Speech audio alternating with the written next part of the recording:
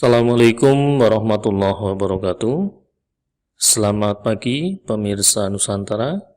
Kembali SPN Channel menjumpai pemirsa untuk berbagi pengetahuan seputar dunia sains. Para pemirsa sekalian, pada pagi hari ini kita akan melanjutkan pembahasan kita tentang listrik. Pada tayangan sebelumnya kita sudah membahas tentang listrik statis, maka pada kesempatan ini kita akan membahas tentang listrik dinamis. Para pemirsa sekalian, pada tayangan saat ini materi akan dibagi menjadi 4 bagian. Yang pertama tujuan, yang kedua pengantar, yang ketiga tentang arus listrik, dan yang keempat tentang rangkaian listrik. Pemirsa sekalian, tujuan tayangan tentang materi listrik dinamis bagian pertama ini adalah setelah pemirsa mengikuti tayangan materi, pemirsa dapat memahami fenomena listrik dinamis, yang kedua fungsi sumber tegangan dan jenisnya, yang keempat memahami arus listrik dalam rangkaian terbuka dan rangkaian tertutup, yang keempat sifat konduktor, isolator, dan semikonduktor, dan yang kelima rangkaian listrik seri dan rangkaian listrik paralel. Listrik dinamis merupakan listrik yang disebabkan oleh aliran elektron melalui suatu penghantar. Pada materi sebelumnya tentang listrik statis, kita sudah mempelajari tentang adanya muatan listrik pada suatu benda dan bagaimana muatan listrik itu bisa melompat berpindah dari benda yang satu ke benda yang lain dikarenakan adanya perbedaan potensial. Pada listrik dinamis, kita akan membahas bagaimana muatan listrik itu mengalir melalui penghantar dari potensial yang tinggi menuju potensial yang rendah. Para pemirsa sekalian, perkembangan tentang listrik dinamis berawal dari penemuan seorang cendekiawan asal Yunani pada tahun 640 hingga 546 sebelum Masehi. Seorang cendekiawan bernama Thales pada saat itu menggosok ember seperti resin kepada rambut kucing, dan akibat dari aktivitas itu terdapat beberapa rambut dari kucing itu menempel pada ember yang dia gosokkan. Dari sini temukan adanya fenomena bahwa ember yang digosok pada rambut kucing ternyata memiliki muatan listrik. Muatan listrik yang saat itu belum begitu dikenal. Kemudian peristiwa itu yang selanjutnya dikenal sebagai listrik statis. Penemuan listrik statis ini menjadi suatu inspirasi bagi ilmuwan-ilmuwan pada era-era berikutnya. Di antaranya adalah William Gilbert pada tahun 1733. Ia menyebutkan bahwa kejadian yang dialami oleh Thales adalah suatu fenomena elektrik. Selanjutnya pada tahun 1739, Charles Dupuy, seorang ilmuwan Prancis, mengetahui bahwa elektrik yang dimaksud terdiri dari kutub positif dan kutub negatif. Penelitian-penelitian berikutnya selanjutnya mendukung semakin berkembangnya listrik dinamis, seperti penemuan Alessandro Volta dengan elemen voltanya, kemudian penemuan-penemuan dari Christian Ørsted tentang adanya medan magnet di sekitar kawat berarus listrik, kemudian penemuan Michael Faraday tentang elektromagnetik. Apalagi setelah ditemukannya lampu pijar oleh Thomas Alva Edison, maka perkembangan listrik dinamis semakin pesat hingga saat ini. Para pemirsa sekalian, listrik dinamis banyak kita manfaatkan dalam kehidupan sehari-hari, bahkan seolah-olah kita tidak bisa lepas dari kebutuhan listrik. Listrik yang kita manfaatkan dalam kehidupan sehari-hari adalah listrik dinamis. Seperti yang tampak pada ilustrasi di layar berikut, ada pemanfaatan kipas angin, lampu, kemudian tape recorder. Itu adalah bentuk-bentuk peralatan elektronik yang kita manfaatkan dalam kehidupan sehari-hari.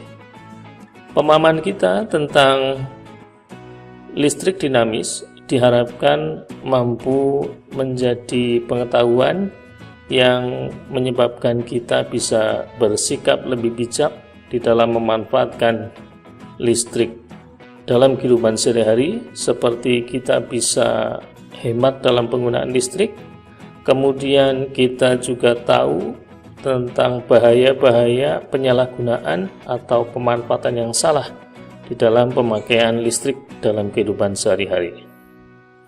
Prinsip listrik dinamis di dalam pemanfaatannya pada alat-alat elektronik kita adalah menunjukkan adanya sumber tegangan sebagai sumber energi bagi listrik itu, kemudian energi itu mengalir menuju alat-alat yang kita manfaatkan. Para pemirsa sekalian, materi yang ketiga berikutnya tentang arus listrik.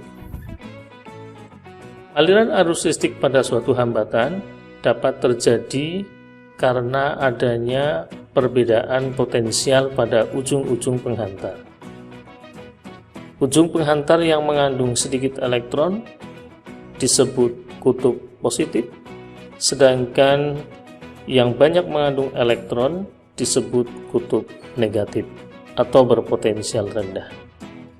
Bagaimanakah aliran elektron dan arus listrik pada suatu rangkaian?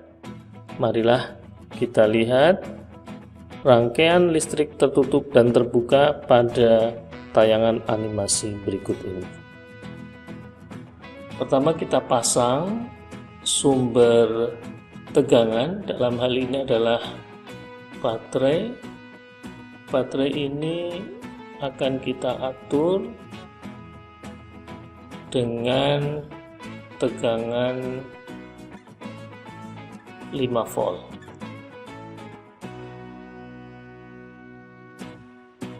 Tegangan 5 volt. Kemudian kita pasang lampu.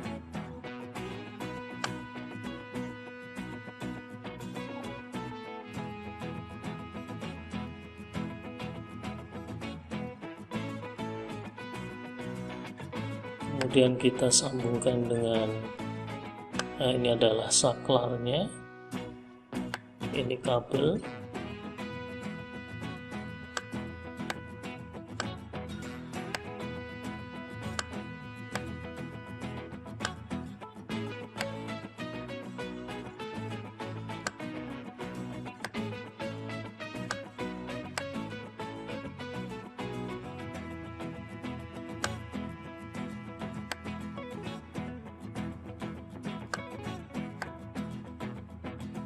Nah, ini gambaran suatu rangkaian listrik. Namun pada rangkaian listrik ini elektron-elektronnya tidak mengalir karena ada bagian dari rangkaian yang terbuka. Rangkaian yang seperti inilah yang dinamakan dengan rangkaian tertutup, rangkaian terbuka. Pada rangkaian terbuka, arus listrik tidak mengalir di dalam rangkaian. Apabila saklar ini kita tutup,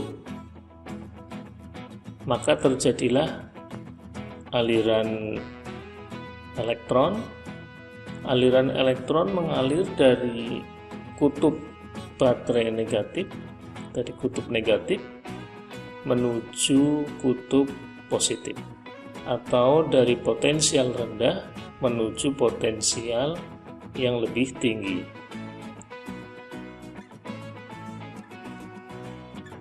Tetapi arus listrik, ini gambaran aliran arus listrik.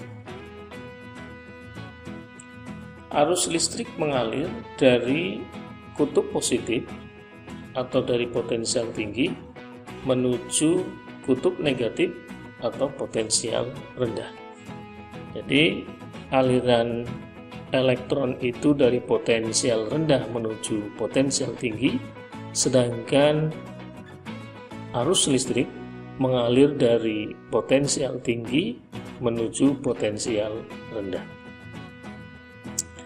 Para pemirsa, perhatikan aliran elektron ini. Apabila rangkaian ini kita buka saklarnya, maka arus listrik akan terhenti. Tidak ada aliran dan lampu akan mati. Apabila kita hubungkan saklarnya, maka kembali lampu akan menyala karena pada lampu mengalami aliran atau dialiri oleh arus listrik.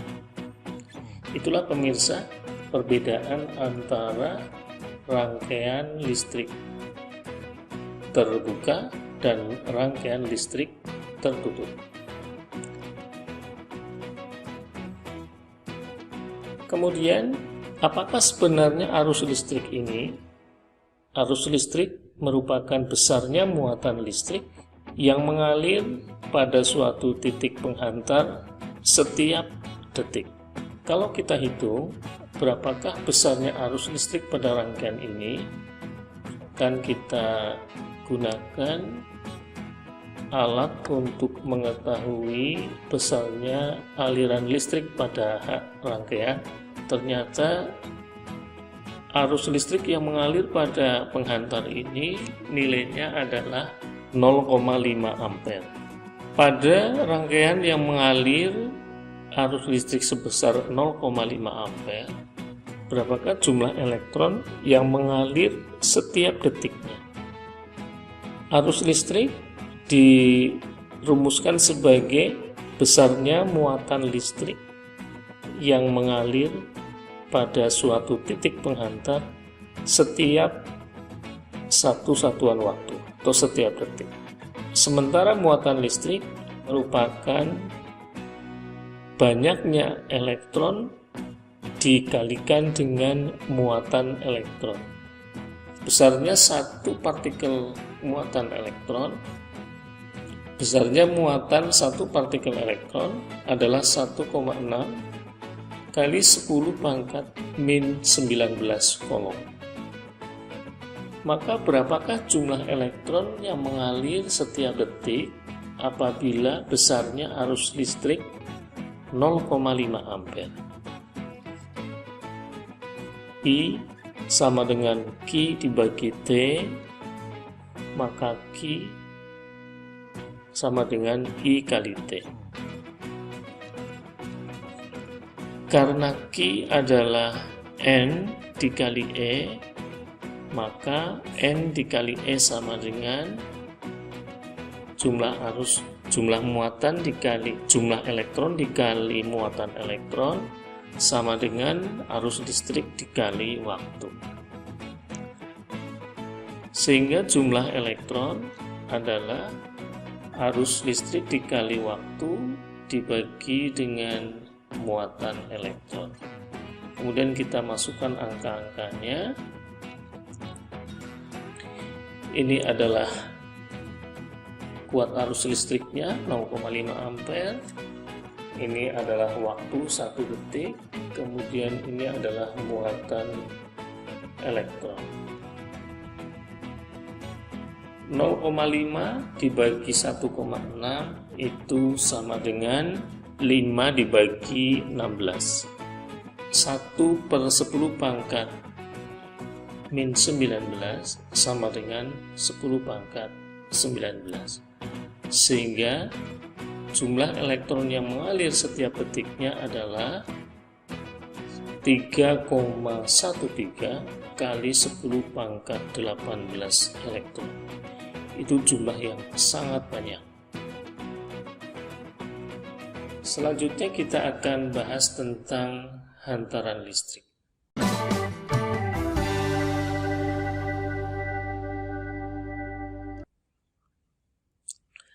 Tadi sudah disebutkan bahwa pada listrik dinamis, elektron atau arus listrik mengalir pada suatu penghantar. Apakah semua bahan dapat dijadikan sebagai penghantar aliran arus listrik? Mari kita lihat pada pengujian sifat konduktivitas bahan pada animasi berikut ini. Pertama, kita siapkan rangkaian listrik seperti ini. Ini bagian ini nanti akan kita gunakan untuk meletakkan bahan-bahan yang akan kita uji konduktivitasnya. Kemudian kita naikkan lebih dahulu voltase dari sumber tegangannya. Kita jadikan 15 volt misalkan. Kemudian kita coba uji pertama ini uang kertas. Apakah uang kertas ini mampu menghantarkan listrik? Ternyata tidak mampu menghantarkan listrik.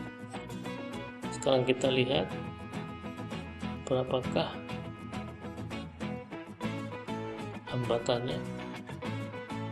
Hambatannya sangat besar ini. Digambarkan ada 1 miliar ohm, sehingga tidak mampu untuk menghantarkan listrik.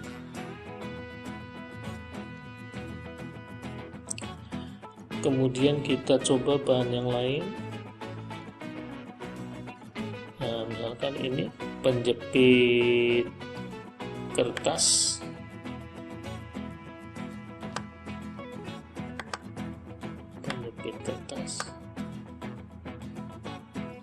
Ternyata mampu untuk menghantarkan listrik.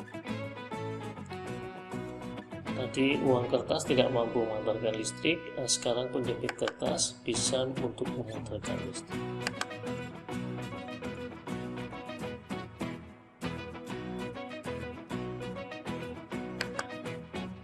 Berikutnya koin. Kita uji koin ini bisa nggak untuk menghantarkan listrik. Uang logam ini, koin atau uang logam, ternyata mampu untuk menghantarkan listrik.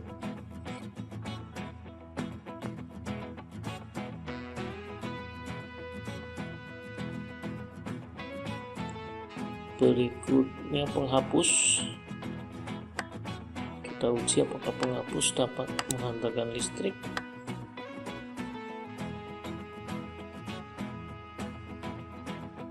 Ternyata penghapus tidak mampu untuk mengalirkan arus listrik. Artinya elektron juga tidak mampu mengalir di sana.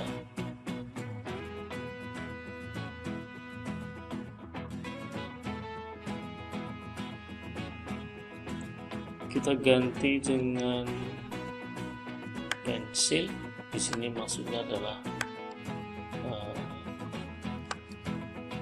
kayunya ya. Apakah kayu ini mampu menghantarkan listrik? Ternyata tidak mampu untuk menghantarkan listrik.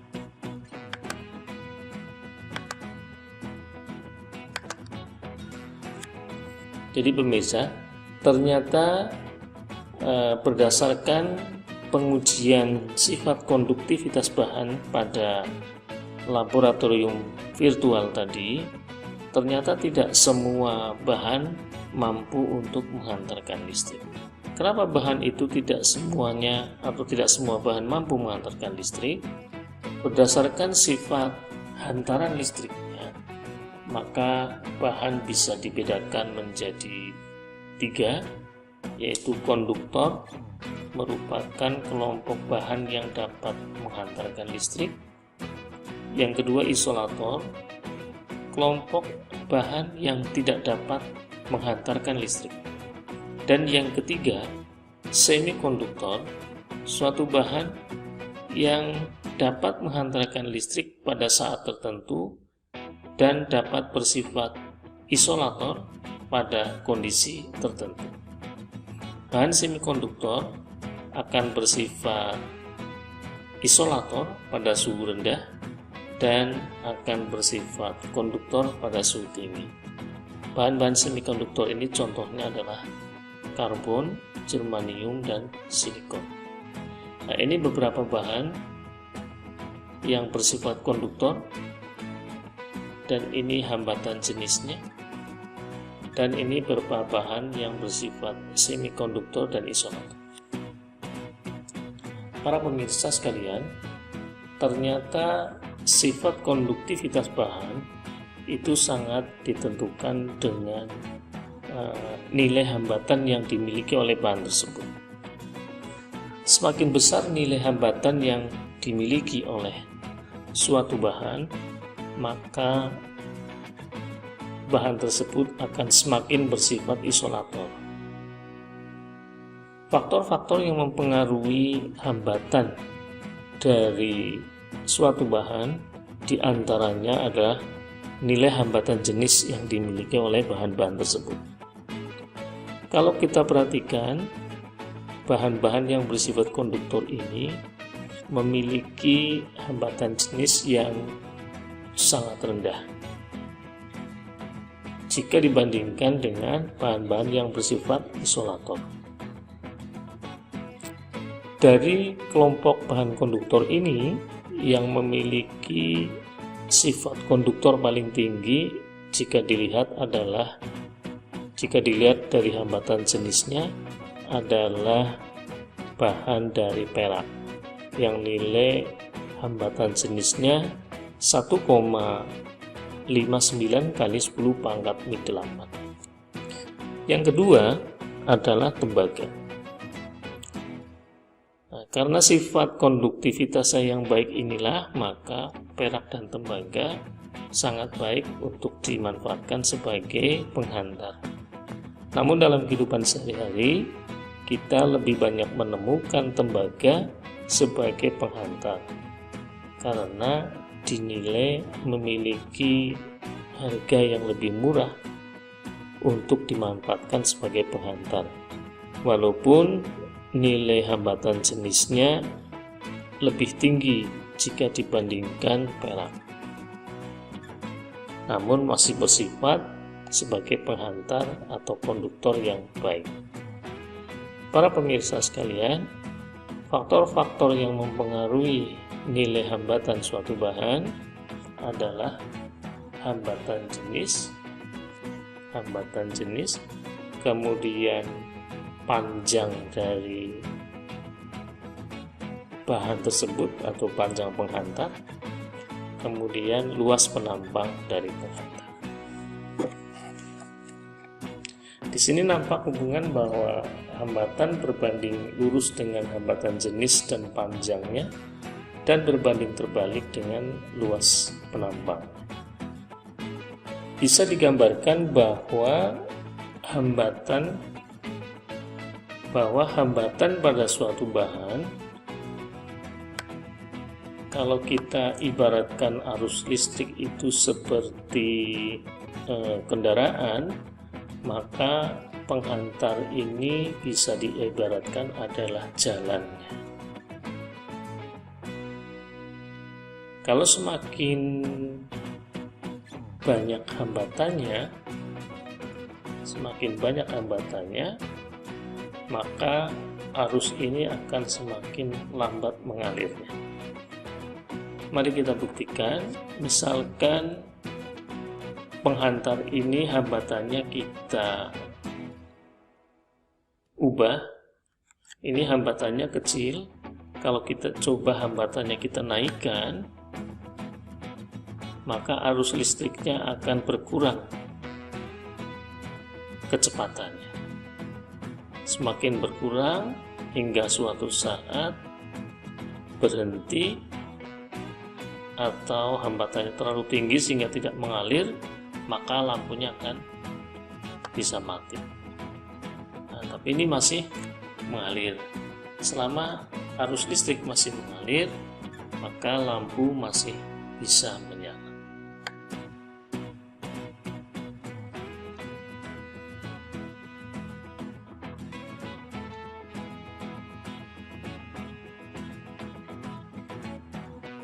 Hubungan hambatan suatu penghantar, hambatan suatu bahan dengan hambatan jenis, panjang bahan, dan luas penampang bisa dilihat pada peragaan berikut.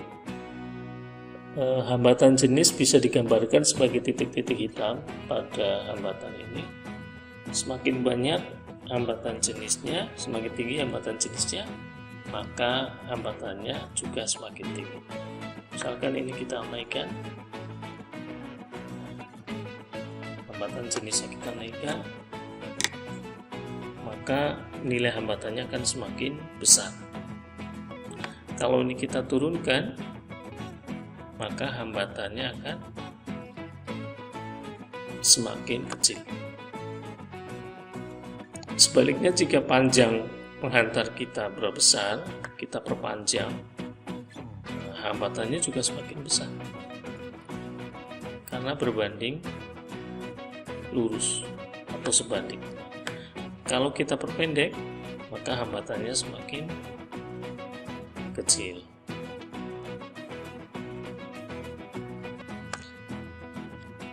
Selanjutnya tentang luas penampang. Kalau penampangnya diperluas, maka hambatannya semakin kecil. Baliknya, jika kawatnya diperkecil, maka hambatannya semakin besar.